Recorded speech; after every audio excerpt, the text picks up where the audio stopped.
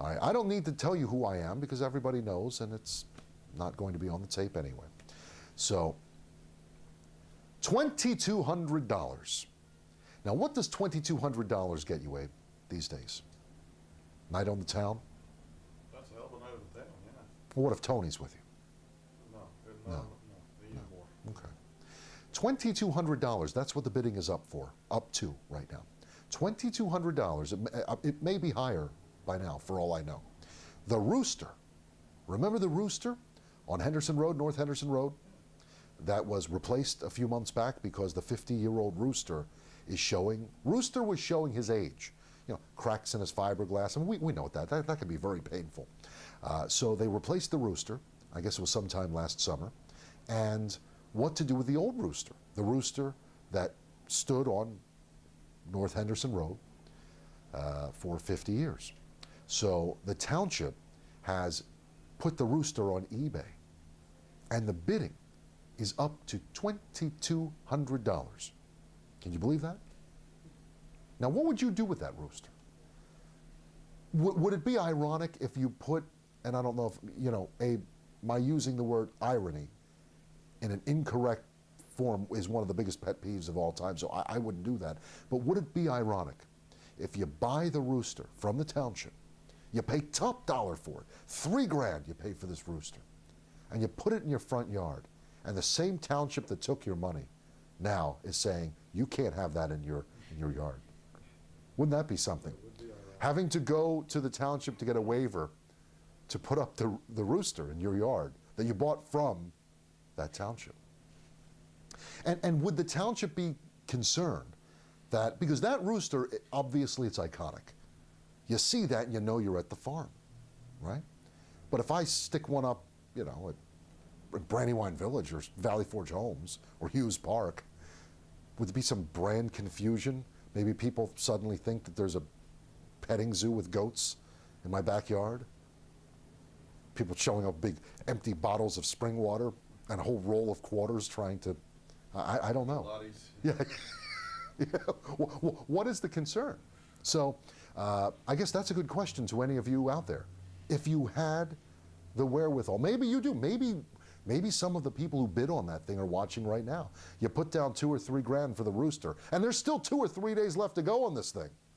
So the music I was playing for you earlier was Time Trials by Mike Vickers. Now, I don't expect anyone to remember the song. It was not a Billboard charted hit.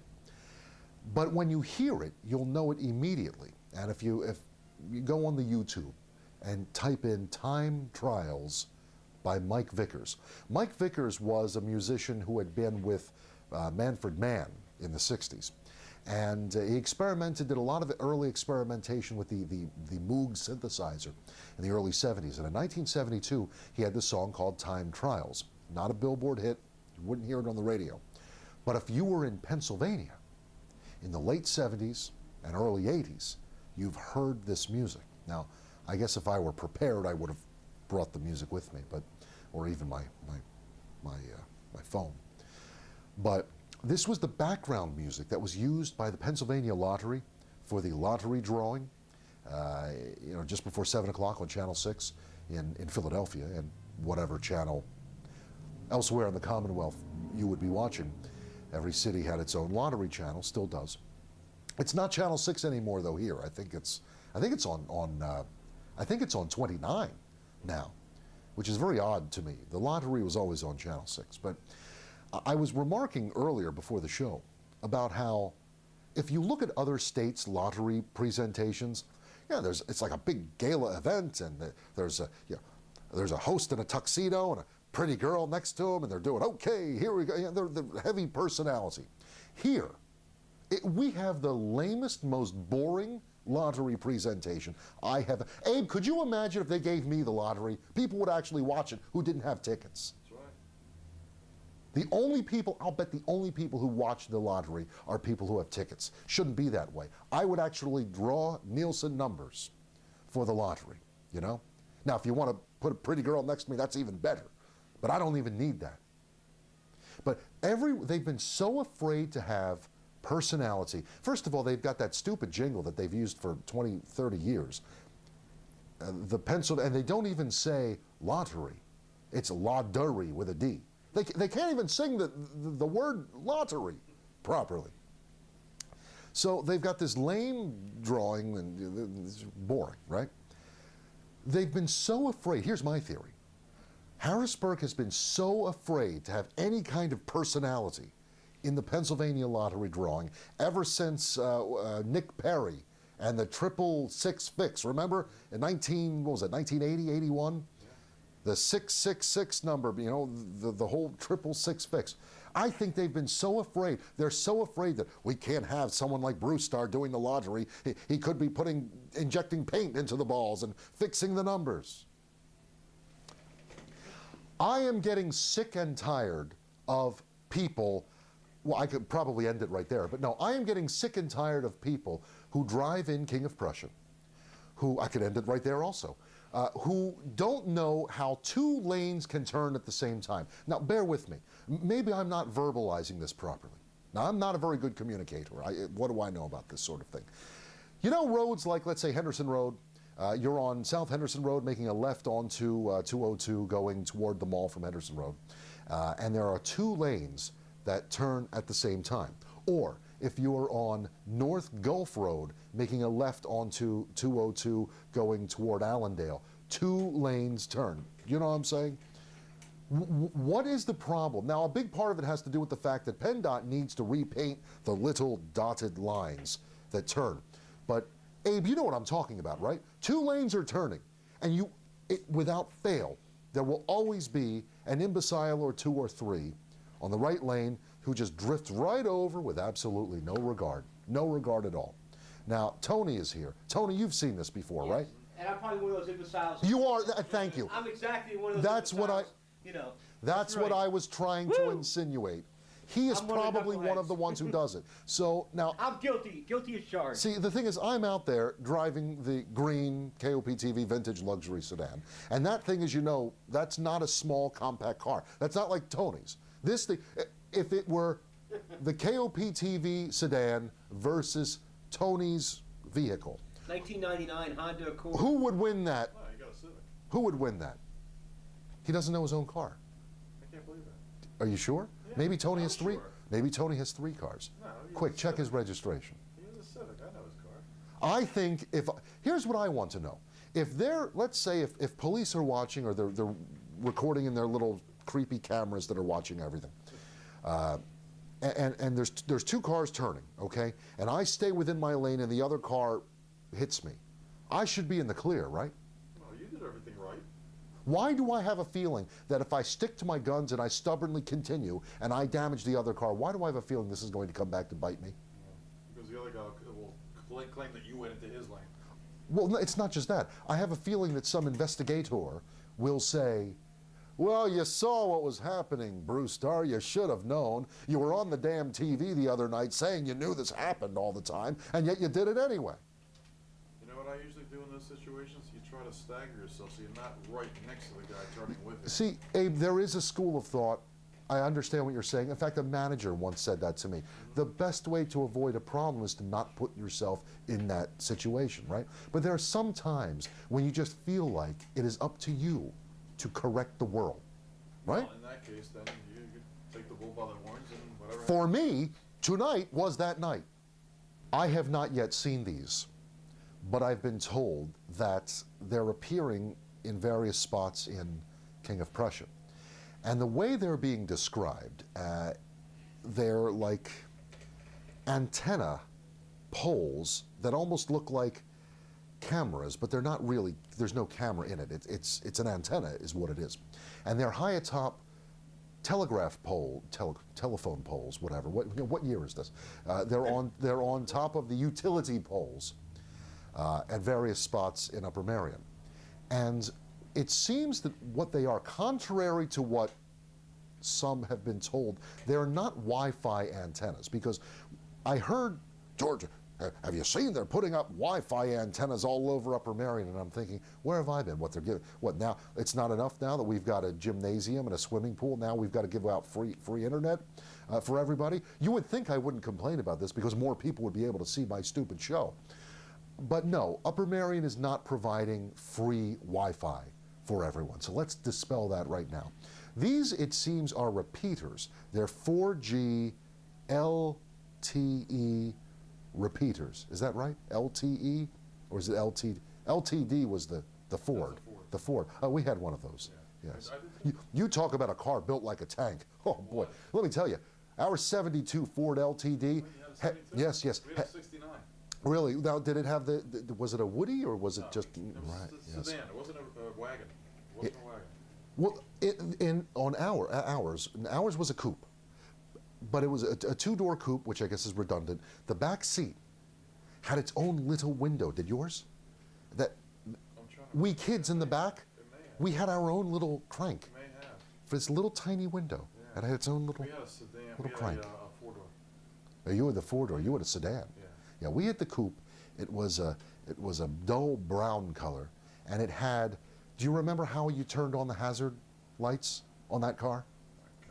I cannot remember. Or maybe it was the high beams. No, it was the high beams. How did you turn on the high On the beams? floor? It was on the floor. Yeah, it was a little button on the That floor. little that lit Yep. metal button on the floor, and you would click, click, Yep. click. Right? Yeah, yeah.